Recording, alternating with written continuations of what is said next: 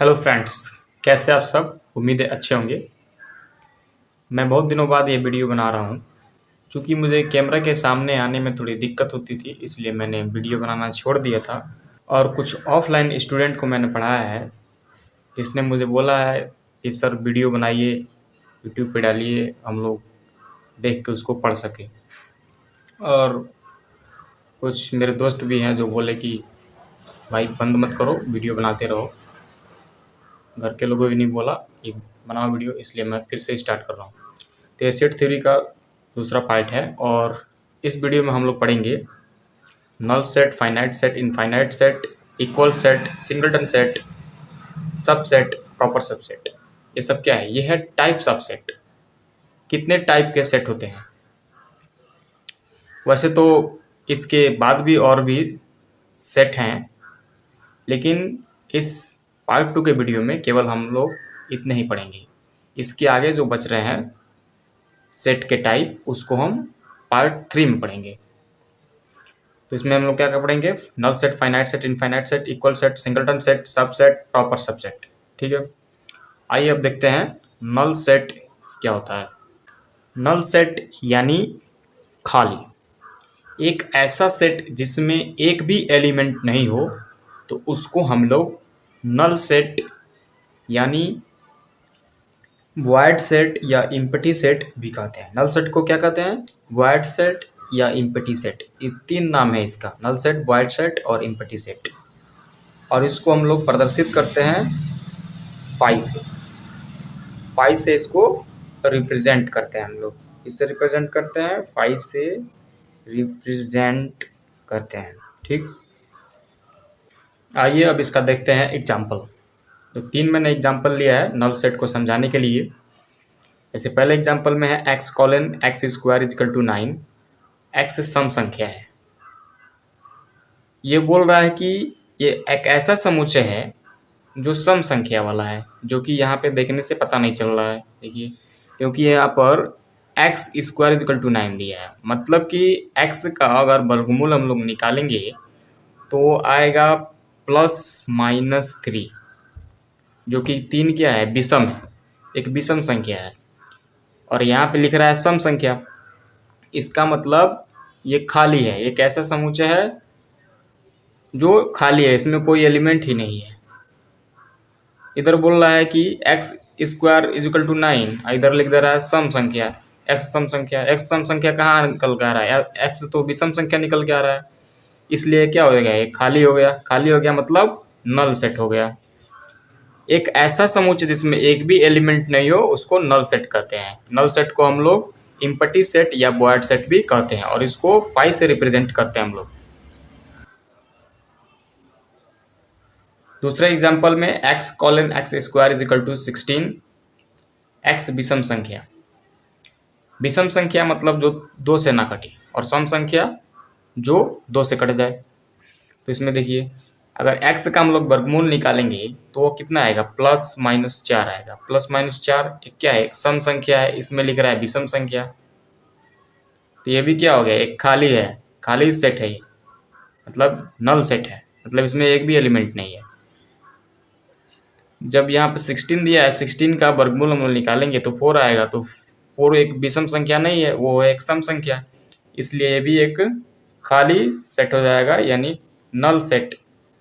Null set यानी null set यानी void set, empty set, तीनों में से कुछ भी कर सकते हैं, या जिसको फाई से रिप्रेजेंट करते हैं। तीसरा एग्जांपल देखते हैं हम लोग। एक्स सच दैट एक्स, वर्ष का महीना जो 32 दिन का हो। वर्ष का महीना 12 होता है, और 12 महीने में कोई भी ऐसा महीना नहीं है जो 32 दिन का हो, इसलिए ये भी क्या है? खाली है। तो खाली है मतलब इसमें एक भी एलिमेंट नहीं है, तो ये भी हो गया नल सेट यानी वॉइड सेट यानी इम्पटी सेट। नल सेट में कुछ ध्यान देने वाली बातें हैं, जैसे इसको नोट के तौर पर आप चाहें तो इसको लिख सकते हैं और याद रख सकते हैं। अगर कोई सेट ऐसा है जिसमें एक 0 लिखा गया है, तो इसमें कम से कम एक एलिमेंट है 0। तो ये नहीं, ये 0 का मतलब कुछ नहीं होता है, तो ये आप नहीं कहेंगे कि ये नल सेट है, क्योंकि इस सेट में एक एलिमेंट है 0, इसलिए ये नल सेट नहीं होगा, ये सिंगलटन सेट होगा। क्या होगा? सिंगल टन सेट, ये सिंगलटन सेट है। यहाँ भी देखिए, अब सिंगलटन, अब क्या करते हैं, नल सेट को हम लोग फाई से रिप्रेजेंट करते हैं। इसका मतलब यह कतई नहीं होगा कि मझले ब्रैकेट में फाई को लिख देंगे तो ये नल सेट हो जाएगा, नहीं, ये केवल ये ब्रैकेट लगा दिया गया, इसका मतलब हो गया नल सेट। इसमें एक भी एलिमेंट नहीं होना चाहिए। अब चूंकि इसमें एक एलिमेंट लिखा गया है फाई, इसलिए ये नल सेट नहीं होगा, ये होगा सिंगलटन सेट। क्या होगा?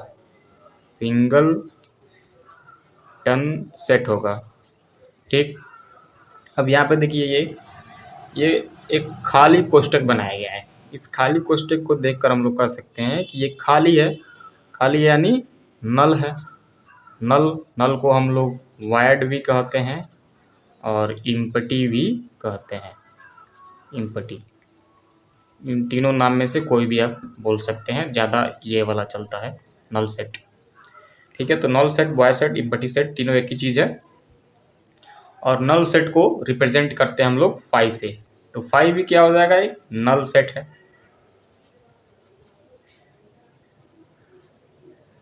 ठीक है, अब आइए आगे बढ़ते हैं हम लोग। नल सेट के लिए एक थ्योरम है, जैसे रिक्त समुच्चय नल सेट फाई एक अद्वितीय यूनिक समुच्चय है। रिक्त समुच्चय यानी नल सेट, इसको फाई से रिप्रेजेंट करते हैं। अद्वितीय मतलब इसके जैसा दूसरा कोई नहीं है। ठीक है, यूनिक है। कैसे यूनिक है? मान लीजिए कि दो सेट हैं, ए और बी। ठीक, ए और बी दोनों को दोनों क्या है? नल सेट है। दोनों के दोनों नल सेट है मान लेते हैं हम लोग। ये भी नल सेट है और ये भी नल सेट है। तो इस थ्योरम के हिसाब से नल सेट केवल एक ही है, यानी यूनिक है, दूसरा कोई नल सेट नहीं होता है। ठीक है, तो मान लेते हैं हम लोग कि एक नल सेट ए है और एक नल सेट बी है। तो ए में कोई ना कोई ऐसा एलिमेंट होगा जो बी में नहीं हो सकता है। ठीक है, या फिर बी में कोई ना कोई एलिमेंट ऐसा होगा जो ए में नहीं हो सकता है, क्योंकि ये दोनों बात गलत है, क्योंकि दोनों क्या है? खाली है। जब खाली है तो क्या हो जाएगा? ये आपस में बराबर हो जाएगा। तो बराबर है मतलब एक ही चीज़ है। जब ये एक ही चीज़ है, इसका मतलब ये यूनिक है। ये क्या है? यूनिक है। नल सेट अकेला होता है, यूनिक होता है, इसके जैसा दूसरा कोई नहीं होता है। ठीक है, और इसको फाई से रिप्रेजेंट करते हैं। और ये हमेशा याद करने वाली चीज़ है, हमेशा माइंड में रहना चाहिए। रिक्त समुच्चय यानी नल सेट फाई एक अद्वितीय यूनिक समुच्चय होता है, यूनिक सेट होता है। ठीक है, अब आइए पढ़ते हैं हम लोग फाइनाइट सेट। अब आइए हम लोग देखते हैं फाइनाइट सेट और इनफाइनाइट सेट। फाइनाइट सेट क्या होता है?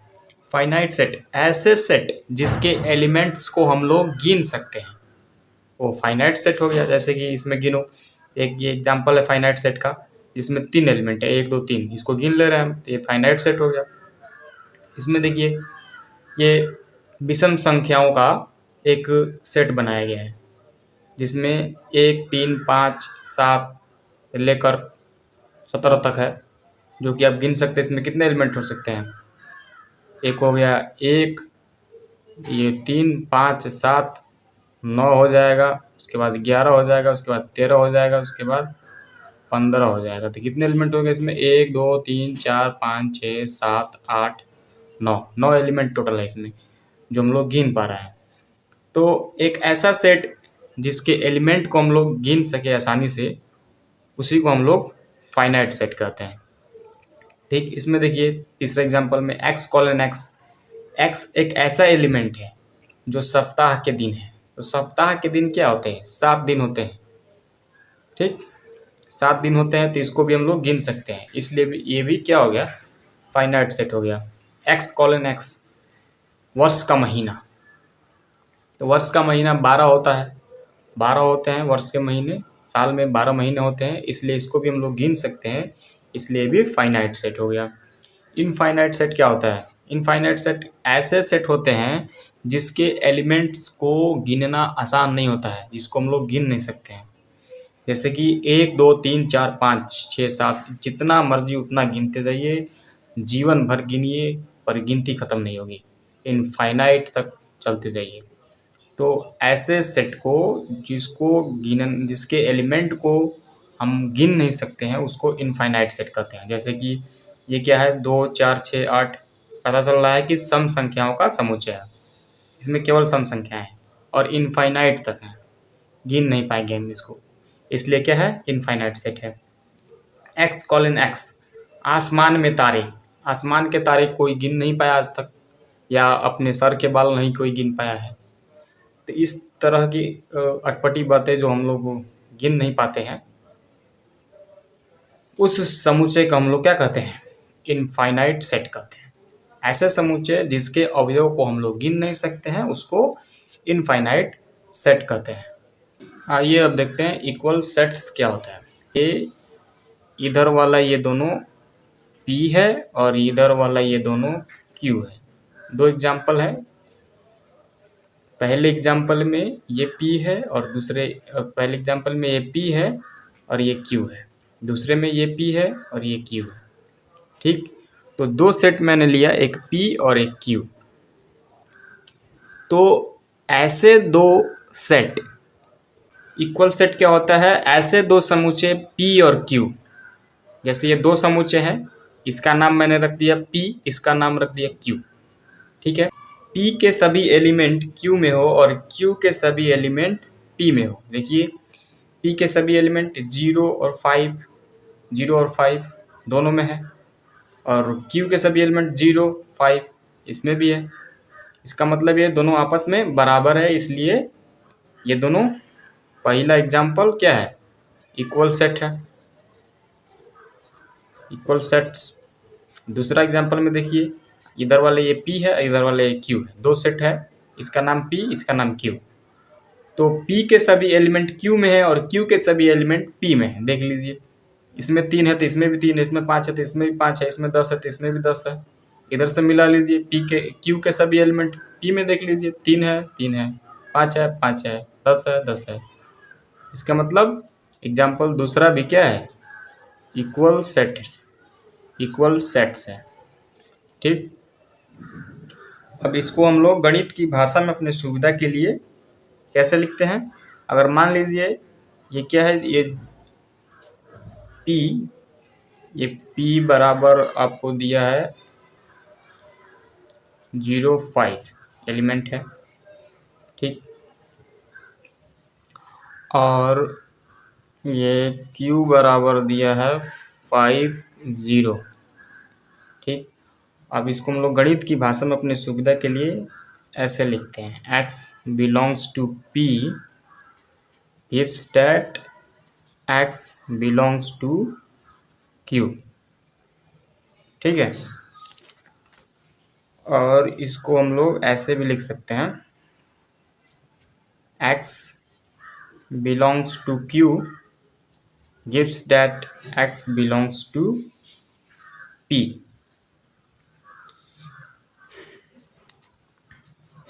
चूंकि एक ही एलिमेंट दोनों में है, इसलिए हम लोग x बिलोंग्स टू P, जो कि बताता है क्या है, x Q का भी एलिमेंट है, x Q का एलिमेंट है तो बताता है P का भी एलिमेंट है। इस तरह भी लिख सकते हैं हम लोग। अगर दोनों सेट आपस में बराबर हैं तो इसको हम लोग,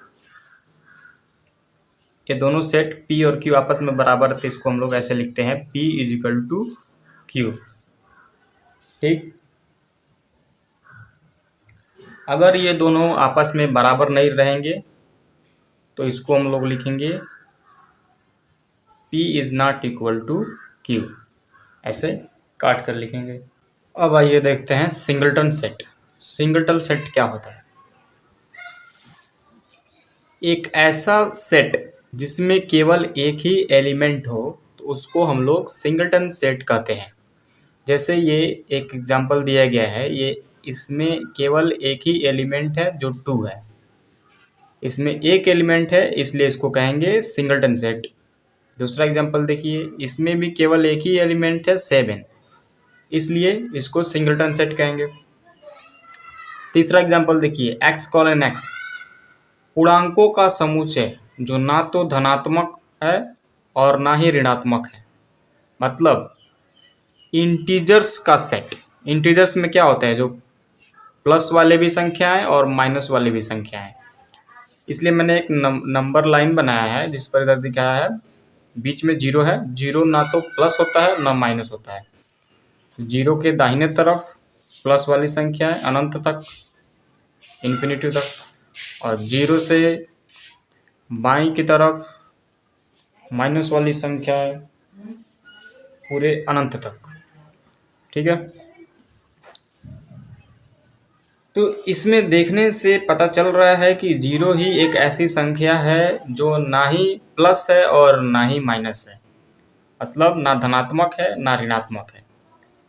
इसलिए अगर इसका हम लोग सेट बनाएं तो इसमें केवल एक ही एलिमेंट आएगा जो कि 0 है, तो ये भी क्या हो जाएगा, सिंगलटन सेट हो जाएगा। ठीक है, अब आइए देखते हैं सबसेट क्या होता है।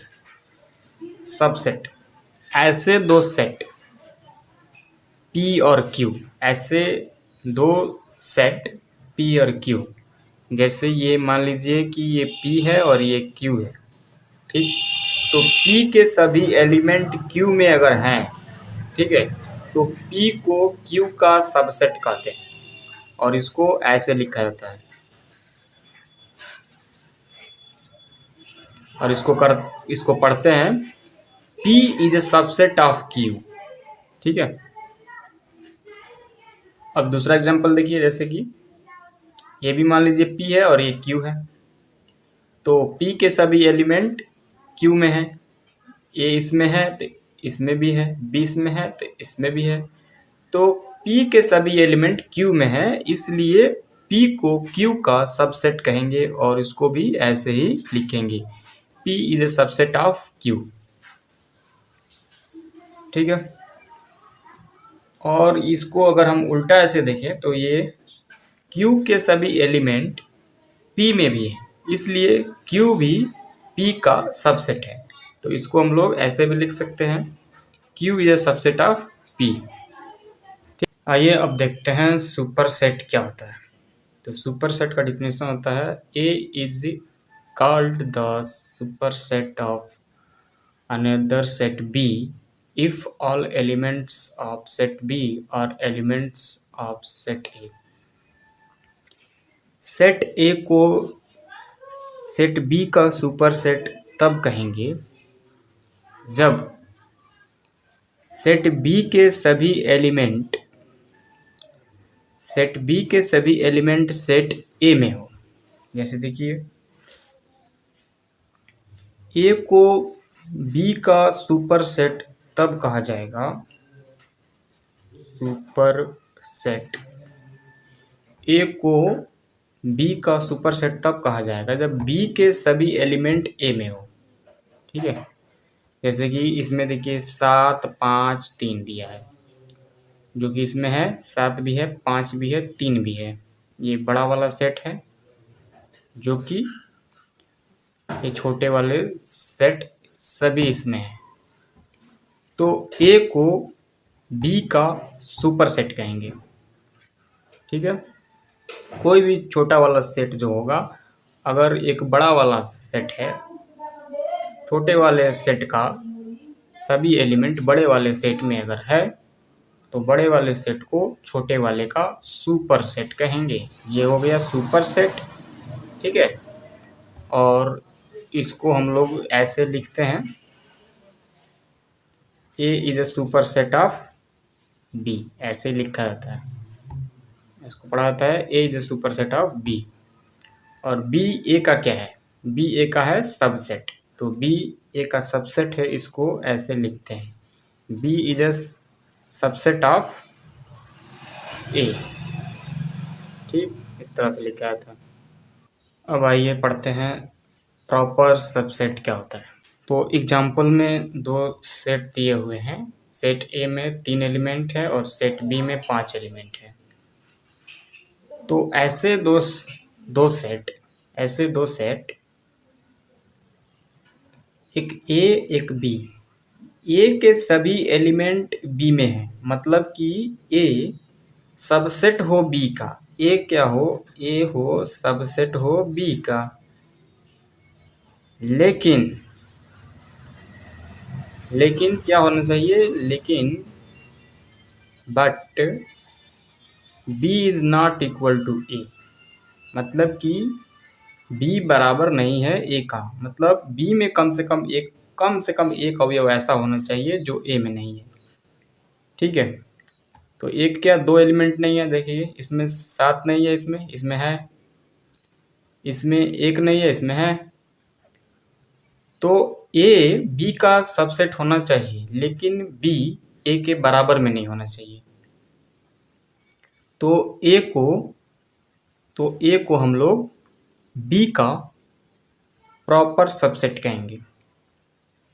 जैसे अगर ए बी का सबसेट है और बी ए का सबसेट नहीं है, और बी ए का सबसेट नहीं है, ठीक है, तब ए को क्या कहेंगे, तब ए को बी का प्रॉपर सबसेट कहेंगे। ठीक है, ए को बी का प्रॉपर सबसेट कहेंगे, मतलब ए तो बी का सबसेट होना चाहिए, लेकिन बी ए का सबसेट नहीं होना चाहिए। ठीक, तब ए बी का प्रॉपर सबसेट होगा। अब प्रॉपर सबसेट को लिखते कैसे हैं, प्रॉपर सबसेट को ऐसे लिखते हैं। ठीक है, इसको पढ़ते हैं, A is a proper subset of B. ठीक है, इस वीडियो में मैंने जो भी सेट के टाइप्स को बताया है, उसके डिफिनीशन को बताया है, उसको आप एक बार देख लीजिए। ये रहे आपके स्क्रीन पे, और हमारी वीडियो को लाइक करें, कमेंट करें, शेयर करें, और ऐसी ही और वीडियो को देखने के लिए हमारे चैनल को सब्सक्राइब जरूर करें। Thank you.